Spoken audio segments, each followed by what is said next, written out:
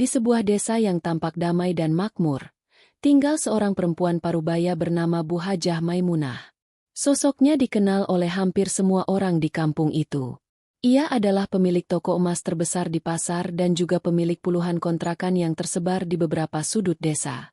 Nama Bu Hajah tak hanya terkenal karena hartanya yang melimpah, tapi juga karena sifatnya yang sangat kontras. Kaya raya, tapi sangat pelit.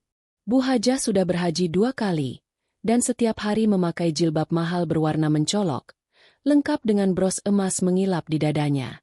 Ia selalu membawa tas branded dan sering terlihat menggunakan mobil mewah meski hanya pergi ke pasar. Setiap kali bertemu orang, tak pernah lupa ia menyelipkan ucapan-ucapan religius. Alhamdulillah, rezeki datang terus ya, asal kita rajin ibadah.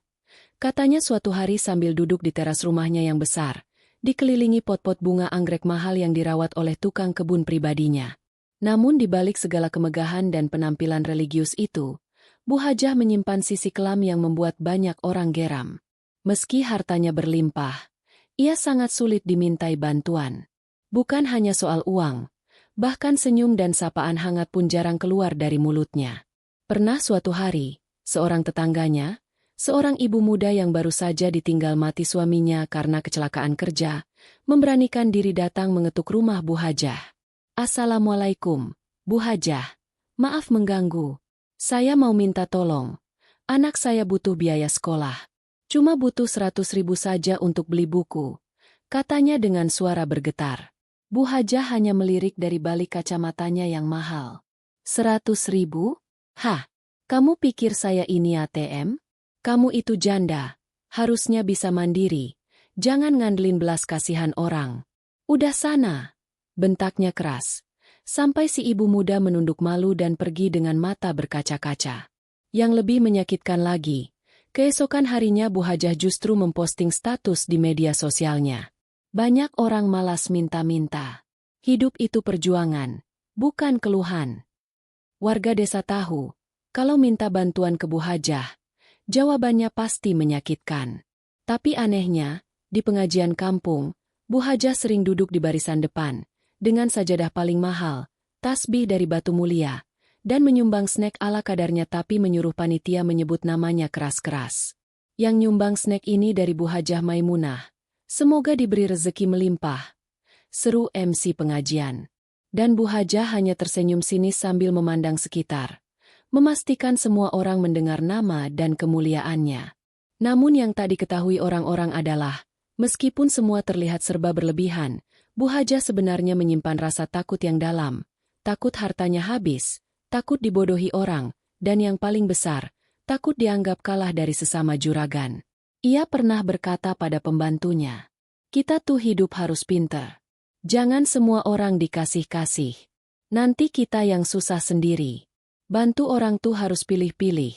Jangan semua ditolong. Bisa bangkrut aku." Pembantunya hanya mengangguk pelan. Ia tahu, tak ada yang bisa mengubah Bu Hajah kecuali dirinya sendiri.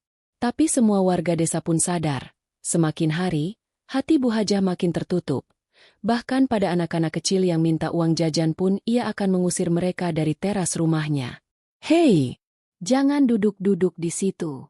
Nanti ubin saya kotor," hardiknya, membuat anak-anak itu lari tunggang langgang. Meski begitu, tak satu pun yang berani melawan.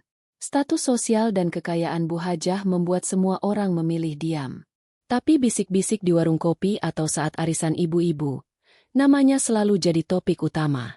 Bu Hajah itu ya, udah kaya, tapi astagfirullah, kikirnya luar biasa. Jangan salah. Dia suka pamer amal di medsos, tapi kita yang lihat langsung tahu, nol besar kebaikannya. Dan tanpa mereka tahu, satu persatu kejadian ganjil mulai mendekat ke arah Bu Hajah. Seperti bayangan yang selama ini hanya menunggu waktu untuk menampakkan wujud aslinya. Pagi itu suasana pasar desa seperti biasa ramai. Para pedagang sibuk membuka lapak, ibu-ibu mencari sayur segar, dan tukang beca hilir mudik menjemput langganan.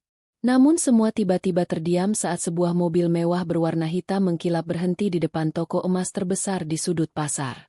Bu Hajah Maimunah turun dari mobilnya dengan kacamata hitam besar dan tas branded menggantung di lengannya. Langkahnya mantap, Dagunya terangkat tinggi, seolah tak ada satupun manusia yang selevel dengannya. Bu Hajah datang, bisik salah satu pedagang. Jangan salah bicara, nanti bisa jadi bahan gosip dia. Timpal yang lain sambil buru-buru membereskan lapaknya. Setelah memeriksa tokonya sebentar, Bu Hajah berjalan menyusuri pasar. Namun bukan untuk belanja atau menyapa pedagang, melainkan mencari siapa yang hari itu bisa jadi bahan amarahnya. Tak lama kemudian, seorang pengemis tua dengan tongkat dan pakaian compang-camping berjalan tertatih menghampirinya. Bu Hajah, minta sedekah, buat makan hari ini saja. Suara si kakek pelan, nyaris tak terdengar. Bukannya iba, Bu Hajah langsung membelalak marah. Kamu ini tiap hari ngemis. Kerja dong. Jangan malas. Tuhan itu benci sama orang malas. Serunya, nadanya tinggi. Orang-orang menunduk. Si kakek menggigil sambil mencoba mundur perlahan. Tapi Bu Hajah tak berhenti. Kalau kamu mati kelaparan, itu salah kamu sendiri. Jangan bawa-bawa nama saya, katanya sambil meludah ke tanah. Beberapa pedagang muda hanya bisa menatap ngeri, tak berani bicara. Mereka tahu Bu Hajah punya koneksi sampai ke aparat desa. Salah bicara sedikit saja bisa berujung panjang. Hari itu juga, saat pengajian sore di musola, Bu Hajah kembali tampil mencolok. Ia duduk paling depan, dengan mukena bordir emas yang mengkilap. Di tangannya, tasbih batu safir, dan di hadapannya sajadah tebal berwarna krem. Suaranya terdengar paling lantang ketika ustaz memimpin zikir. Namun selesai pengajian, saat beberapa janda-janda tua duduk bersila hendak makan bersama, Bu Hajah tak tahan untuk melontarkan kalimat pedasnya. Kita ini harusnya kalau rajin ibadah, rezeki datang sendiri. Jangan nyalahin takdir kalau hidup susah. Mungkin karena banyak dosa, ucapnya lantang, sambil melirik ke arah Butini, janda tua yang dikenal hidup serba kekurangan. Butini hanya menunduk. Matanya berkaca-kaca. Tapi ia tahu tak ada gunanya membalas. Sementara itu, Bu Hajah menyantap kue-kue pengajian sambil sesekali melirik ke kamera ponselnya, bersiap untuk unggah ke media sosial. Alhamdulillah, hari ini zikir sore di musola. Semoga berkah untuk semua. Jangan lupa sedekah ya, teman-teman online, tulisnya di caption, lengkap dengan foto close-up mukena mahalnya. Namun kenyataannya, sedekah yang ia pamerkan hanyalah tipu daya. Ia memberi sekotak kue isi 5 untuk pengajian yang dihadiri lebih dari 30 orang. Dan itu pun ia minta dicantumkan namanya di mikrofon. Sebut ya, dari saya. Biar semua tahu, bisiknya pada panitia. Pernah juga suatu malam, seorang anak kecil tetangganya datang ke rumah Bu Hajah. Anak itu membawa kotak amal masjid kecil, bertuliskan, untuk pembangunan MCK Musola. Bu, minta sumbangan, 1000 juga nggak apa-apa, katanya polos. Namun Bu Hajah malah tertawa mengejek. Sumbangan kok buat WC? Kalian sholat aja dulu bener. Jangan bikin proyek minta-minta. Anak itu pulang dengan mata berkaca. Sementara dari balkon rumah, Bu Hajah masih tertawa. Dan setiap malam, di grup WhatsApp ibu-ibu desa, Bu Hajah selalu jadi yang paling vokal dalam hal menegur warga yang ia anggap malas atau terlalu berharap pada bantuan sosial. Ia menyebarkan tulisan-tulisan panjang soal pentingnya mandiri dan tidak hidup menyusahkan orang lain, seolah dirinya adalah contoh paling sempurna. Namun semua orang tahu, kesempurnaan yang ia pamerkan hanyalah lapisan luar yang rapuh. Lapisan yang tertutup emas, tapi menyimpan karat dalam diam. Di balik semua ucapan religius dan gaya hidup mewahnya, satu hal mulai tumbuh dengan jelas. Kesombongan Bu Hajah telah melampaui batas. Ia tak lagi sekadar pelit, tapi juga mulai merendahkan siapapun yang dianggap tak selevel dengannya. Dan dari jauh, takdir mulai menulis cerita balasan. Pelan, tapi pasti. Seperti bara yang tak terlihat, tapi siap membakar dalam sekejap. Hari-hari berlalu tanpa ampun. Desa itu tetap sibuk seperti biasa. Tapi suasana di rumah Bu Hajah Maimunah mulai terasa berbeda. Tak seperti biasanya, rumah megah dengan pagar besi besar itu kini tampak lebih sunyi, meski lampu-lampunya tetap menyala terang seperti istana. Malam pertama terasa aneh. Saat jam menunjukkan pukul 2 dini hari, Bu Hajah terbangun dari tidurnya karena mendengar suara pelan dan gemetar. Ia duduk di ranjangnya, mencoba memasang telinga. Suara itu seperti tangisan. Bukan tangisan bayi, tapi tangisan seorang tua, parau dan penuh sesak. Ia beranjak pelan, membuka pintu kamarnya. Lorong rumah gelap. AC tetap menyala. Lampu tidur di ruang tamu masih menyala remang. Tapi suara itu semakin jelas. Kenapa? Kenapa aku? Tangisan itu seperti berasal dari dapur. Bu Hajah berjalan pelan. Jantungnya berdetak tak beraturan. Tapi ketika ia menyalakan lampu dapur, kosong. Tak ada siapa-siapa. Tidak ada suara. Semua senyap. Hanya kulkas berdengung dan jam dinding berdetak pelan. Halah, paling mimpi tadi, katanya sambil kembali ke kamar. Namun malam berikutnya, suara itu datang lagi. Kali ini terdengar lebih dekat, di lorong kamar. Lalu terdengar ketukan halus di pintu kamarnya. 3 kali. Tok, tok, tok. Bu Hajah membuka pintu dengan cepat. Tidak ada siapa-siapa. Ia memanggil pembantunya. Tapi pembantunya sudah pulang sejak sore karena diizinkan menginap di rumah saudaranya. Tak ada siapapun malam itu. Ia sendiri. Hari demi hari, kejadian aneh mulai bermunculan. Di toko emasnya, pembeli yang biasa antri mendadak tak datang. 2 hari berturut-turut tokonya sepi. Padahal hari itu ada diskon. Pegawainya bingung. Bu Hajah, biasanya jam segini udah ramai. Kok sekarang gak ada yang datang ya? Tanya salah satu pegawai. Halah, mungkin pada ngirit. Udah, tutup aja lebih cepat, hemat listrik.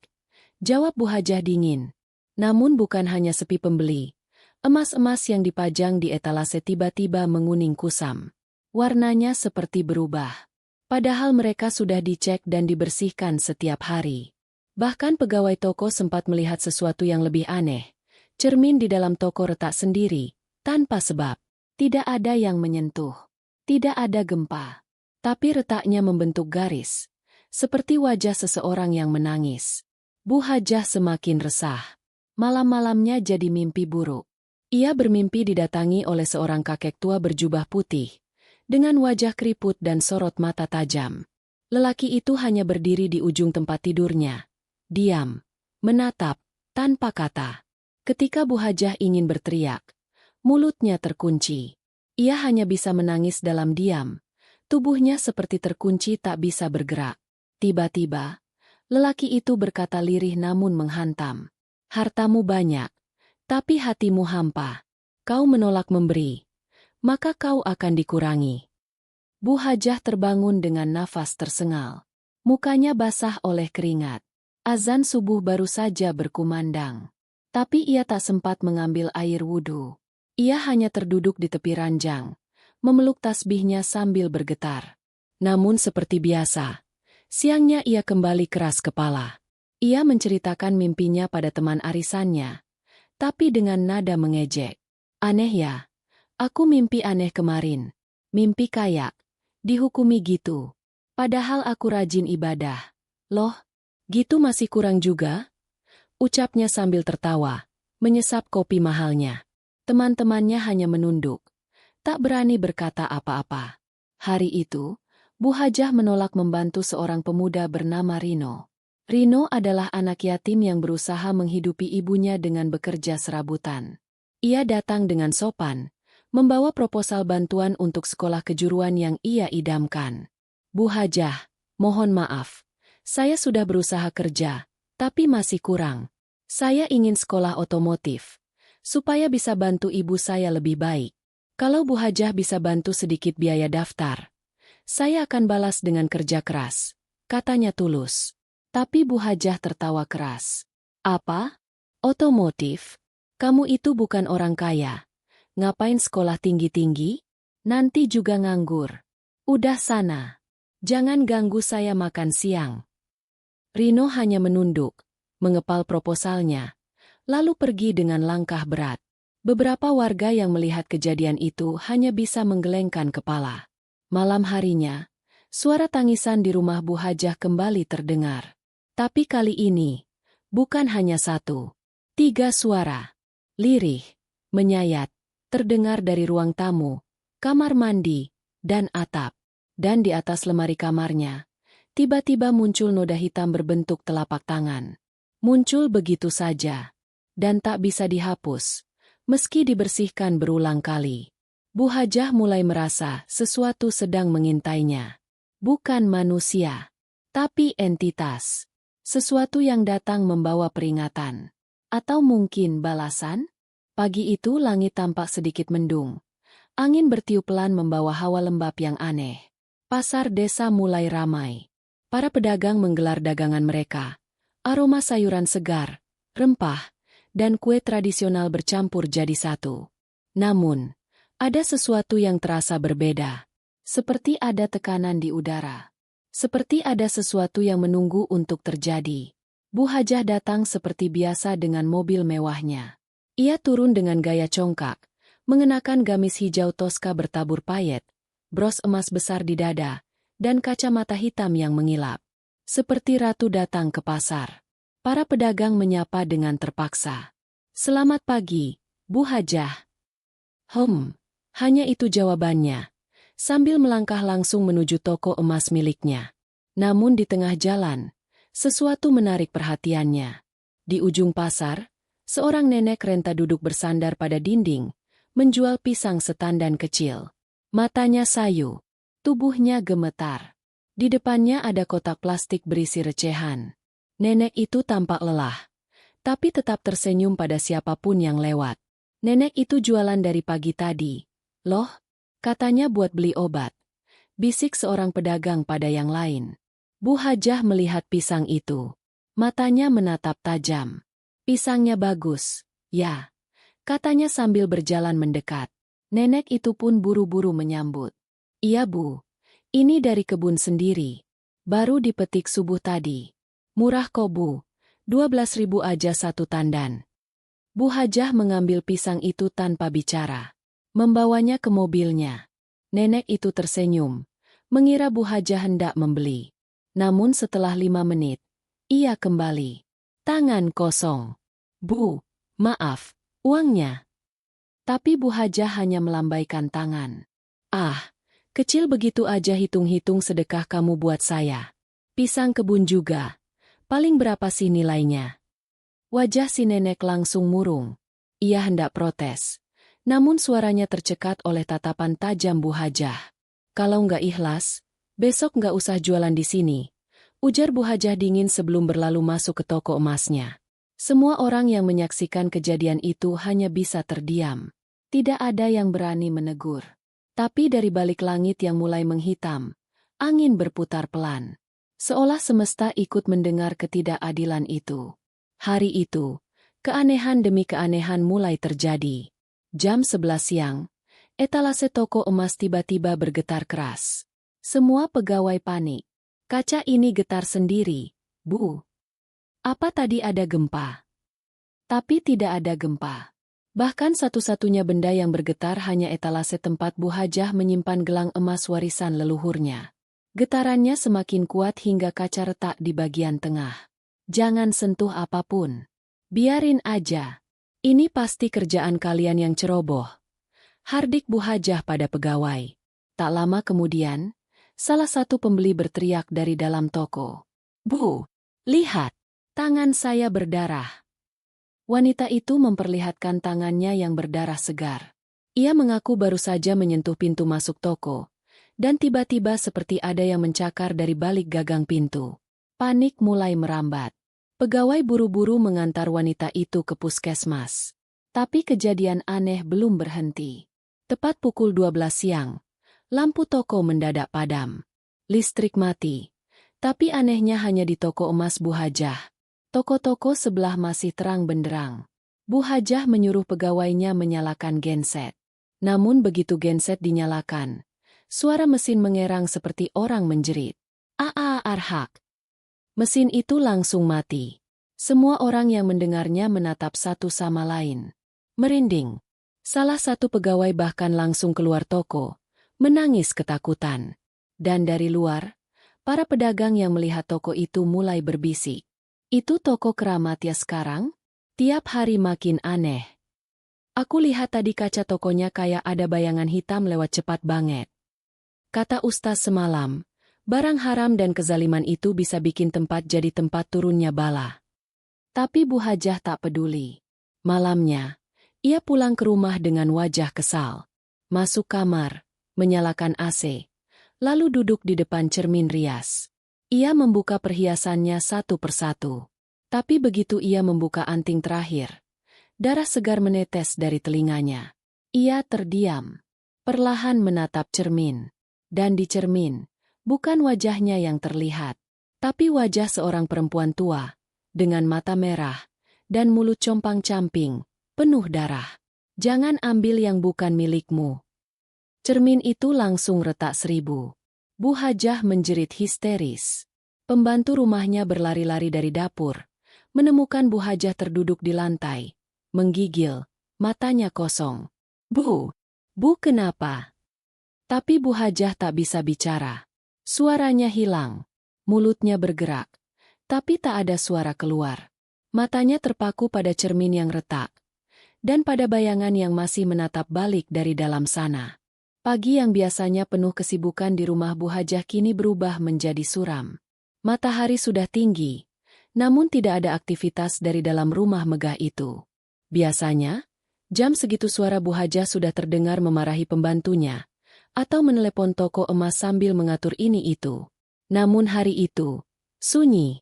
Di kamar, Bu Hajah duduk di tepi ranjang. Matanya kosong menatap ke jendela. Mulutnya terbuka, bergerak-gerak, tapi tak ada suara yang keluar. Sejak malam tadi, ia benar-benar kehilangan suara. Bisu total. Pembantunya, Siti, panik dan buru-buru memanggil dokter. Setelah serangkaian pemeriksaan, dokter hanya menggeleng. Secara medis, nggak ada kelainan di pita suaranya. Ini aneh, Bu. Biasanya ada pembengkakan atau trauma. Tapi ini seperti dibungkam secara tak kasat mata. Mendengar itu, Siti merinding. Apalagi saat ia menyadari, setiap kali Bu Hajah mencoba berbicara, mulutnya bergerak cepat, seolah memaki sesuatu. Lampu di kamar akan meredup, lalu terdengar bunyi-bunyi aneh dari atap. Seperti ada yang berlari-lari kecil, lalu tertawa, pelan, cekikikan, menyayat telinga. Bu Hajah hanya bisa menulis pesan di kertas. Tulisan pertamanya, bakar cermin. Sekarang. Siti menurut. Ia membawa cermin itu ke halaman belakang dan membakarnya. Namun saat api mulai menjilat, terdengar suara jeritan dari dalam cermin. Suara wanita, melengking, seperti kesakitan, membuat para tetangga keluar rumah dan menatap ke arah api yang berkobar aneh, seperti membentuk wajah. Hari-hari berikutnya adalah kehancuran. Toko emas Bu Hajah dipasangi garis polisi. Salah satu pembelinya mengaku dirugikan karena gelang yang ia beli tiba-tiba meleleh seperti lilin. Video itu viral di media sosial. Netizen menyerbu akun Bu Hajah dengan komentar pedas. Makanya jangan pelit sedekah. Karma is real, Bu Hajah. Harta banyak, tapi nggak ada berkah. Teman-teman arisannya mulai menjauh. Grup WhatsApp ibu-ibu desa hening ketika Bu Hajah mengirim pesan. Bahkan sebagian telah memblokirnya. Satu persatu yang dulu menjilat, kini ikut mencaci. Sementara itu, si nenek penjual pisang yang dirampas dagangannya oleh Bu Hajah, ditemukan meninggal dunia 3 hari setelah kejadian itu. Ia wafat dalam tidur, di pojokan rumah reotnya, dengan senyum tenang. Tapi yang membuat semua merinding, di tangannya tergenggam sebuah sobekan koran lama, berisi foto Bu Hajah saat menerima penghargaan sebagai dermawan desa. Berita duka nenek itu tersebar luas. Dan sejak saat itu, setiap malam, suara tangisan dari sudut rumah Bu Hajah tak pernah berhenti. Selalu terdengar lirih. Kembalikan, hakku, kembalikan, sedekahmu bukan untuk dipamerkan. Puncaknya, suatu malam menjelang subuh, Siti mendapati Bu Hajah duduk di taman belakang. Diam, tidak bergerak, matanya terbuka lebar. Tangannya gemetar sambil menunjuk langit. Ketika Siti menoleh ke arah langit, tidak ada apa-apa. Tapi Bu Hajah menangis tanpa suara. Air matanya jatuh deras.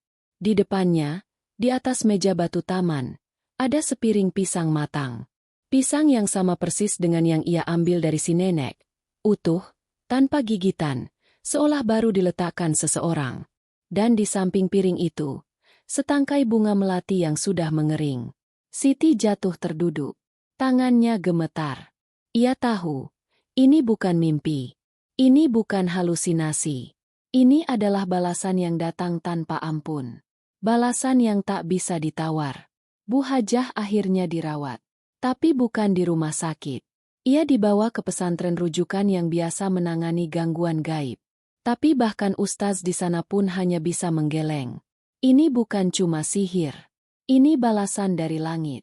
Kita hanya bisa minta ampun untuknya. Dan malam itu, untuk pertama kalinya dalam hidupnya, Bu Hajah Maimunah menulis sebuah kalimat yang membuat Siti menangis. Saya mau sedekah. Tolong carikan orang paling miskin di desa ini. Namun, apakah semuanya sudah terlambat? Siang itu, matahari terasa terik seperti membakar atap rumah Bu Hajah Maimunah. Tapi di dalam rumah, hawa yang terasa justru dingin dan berat. Siti, sang pembantu, menatap daftar nama yang baru saja dituliskannya di selembar kertas. Bu Hajah, dengan tangan gemetar dan air mata berlinang, memandangi daftar itu seolah sedang melihat masa lalu yang hendak menghukumnya.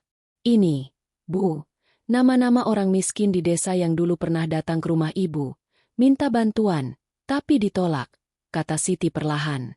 Bu Hajah mengangguk lemah. Ia menunjuk nama demi nama di daftar itu, lalu menuliskan angka nominal di sebelahnya. Angka-angka besar, jauh lebih besar daripada jumlah yang pernah diminta orang-orang itu dahulu.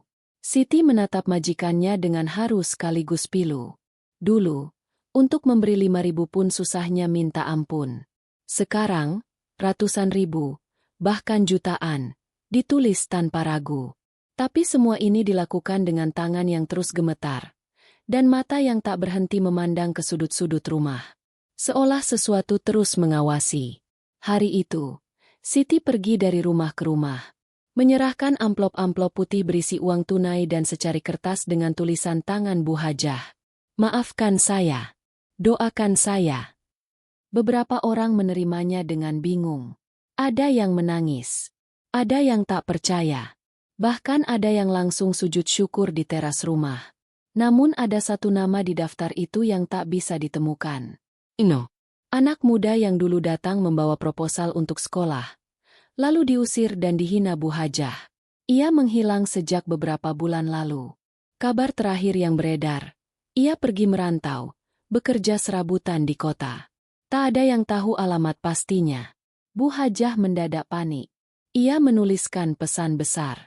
Temukan Rino. Sebelum malam Jumat. Siti mengerutkan dahi. Kenapa malam Jumat, Bu? Bu Hajah menatap kosong ke jendela. Ia menunjuk ke dinding kamarnya. Di sana, entah sejak kapan, muncul bayangan gelap, seperti noda hitam tak berbentuk, tapi jika diperhatikan lebih lama, menyerupai sosok pria muda yang membelakangi cahaya. Setiap malam Jumat, sosok itu muncul di tempat yang sama. Diam, tak bergerak, hanya menatap. Hari-hari berlalu dalam kecemasan. Siti terus mencari keberadaan Rino.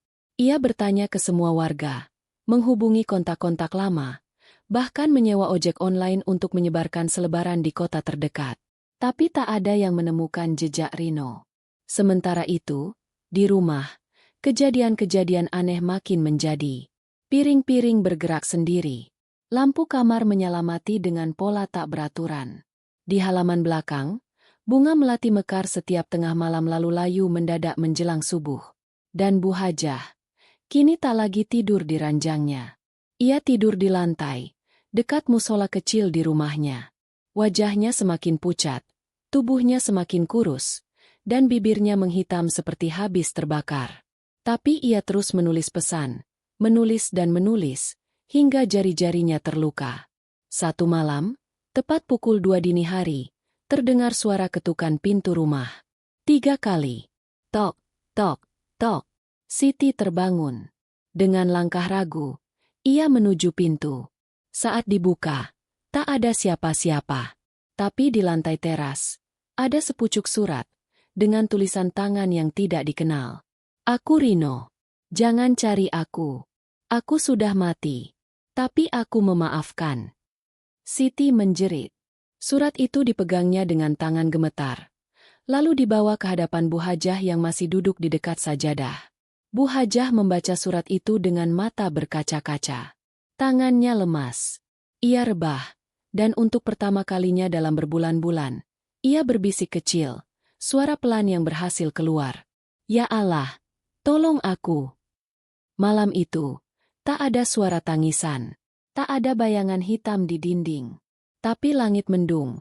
Dan angin berembus dingin menembus celah jendela. Semesta seolah sedang bersiap. Karena belum semuanya selesai. Malam itu, setelah suara lirih, "Ya Allah, tolong aku," berhasil keluar dari mulut Bu Hajah untuk pertama kalinya, rumahnya terasa lebih sunyi dari biasanya. Namun, itu bukan ketenangan. Itu adalah sunyi yang menggantung di udara seperti tanda peringatan sebelum badai datang. Siti memandangi majikannya yang kini tertidur di dekat sajadah.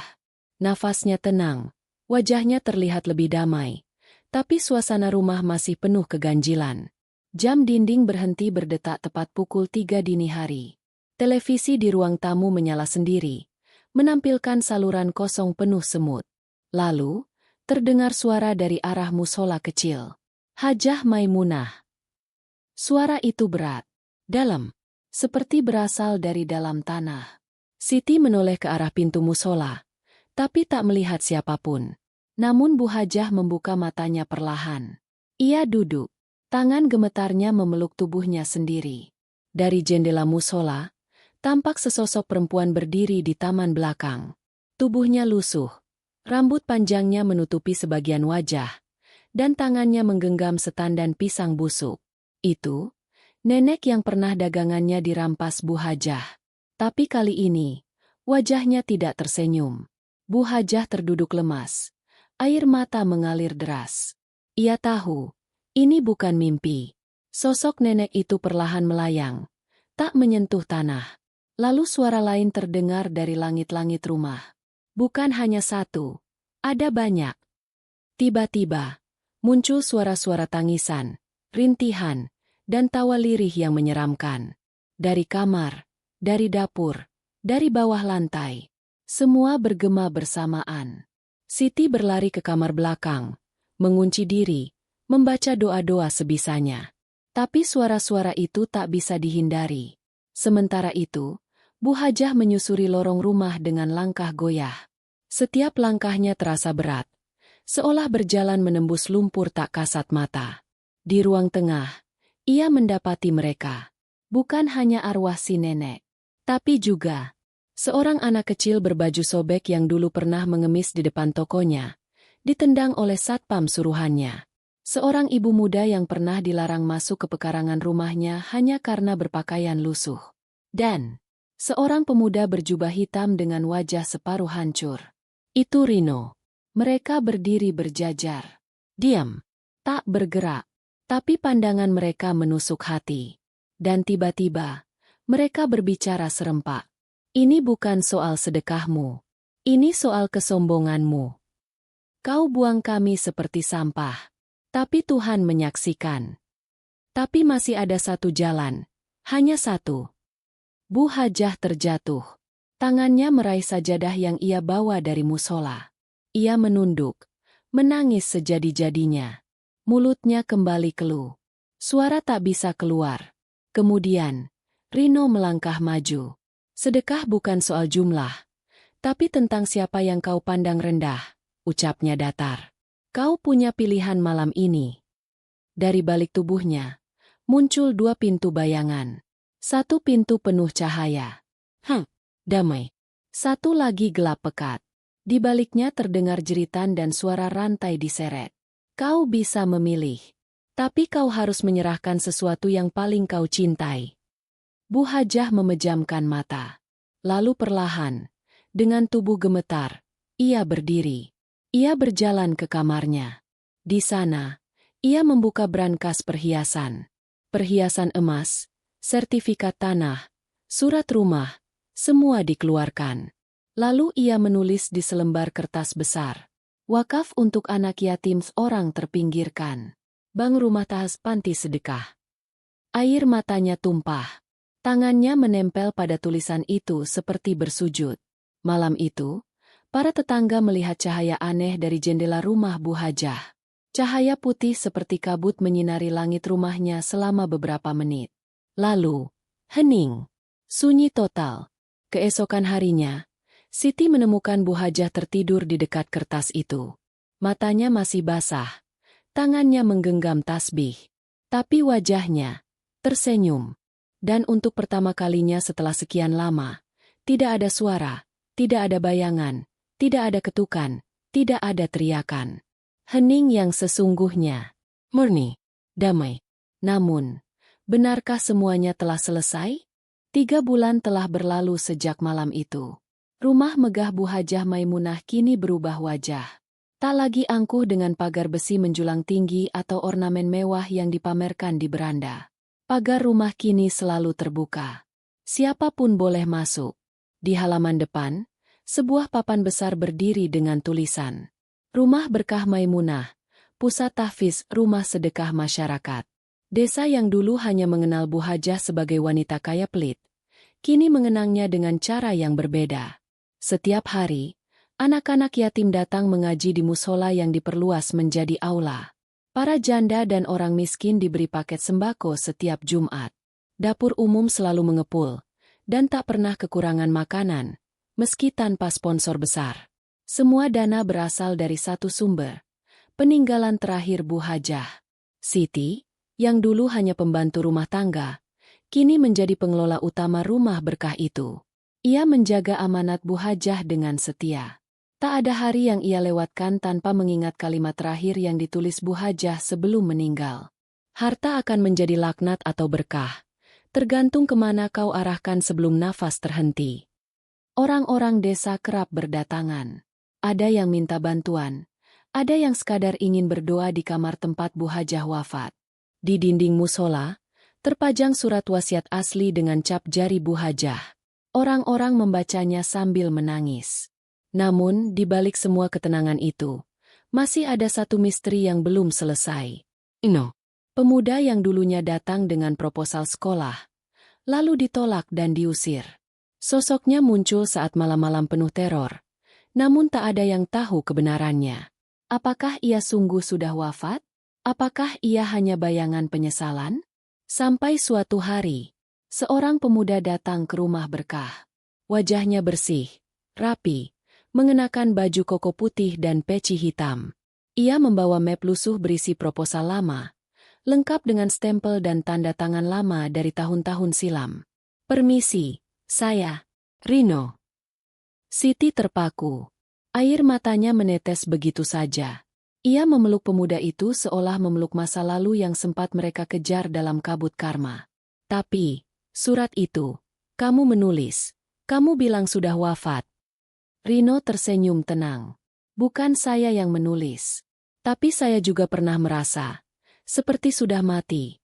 Mati harapan, mati semangat. Tapi Allah hidupkan kembali hati saya saat saya mulai memaafkan. Ia menyerahkan surat kecil. Tulisan tangan Bu Hajah. Jika suatu saat kau temukan Rino, peluk dia. Ucapkan terima kasih. Dialah utusan takdir yang menyadarkan aku sebelum semuanya terlambat. Hari itu, nama Bu Hajah disebut dalam khutbah Jumat oleh Ustaz Desa. Tapi tidak lagi sebagai simbol kesombongan, melainkan sebagai bukti nyata bahwa taubat sejati bisa mengubah akhir hidup siapapun. Dan setiap malam Jumat, di musola rumah berkah, bunga melati selalu bermekaran di pojokan dinding. Tak pernah ada yang meletakkannya. Tapi setiap yang menciumnya, merasa damai, sejuk, dan dihantarkan pada doa untuk seseorang yang pernah dicaci tapi kini dirindukan. Almarhumah Hajah Maimunah, semoga Allah terima taubat dan amal jariahmu. Karena memang begitu adanya. Balasan itu tunai. Tapi kasih sayang Allah jauh lebih luas dari amarahnya. Tamat.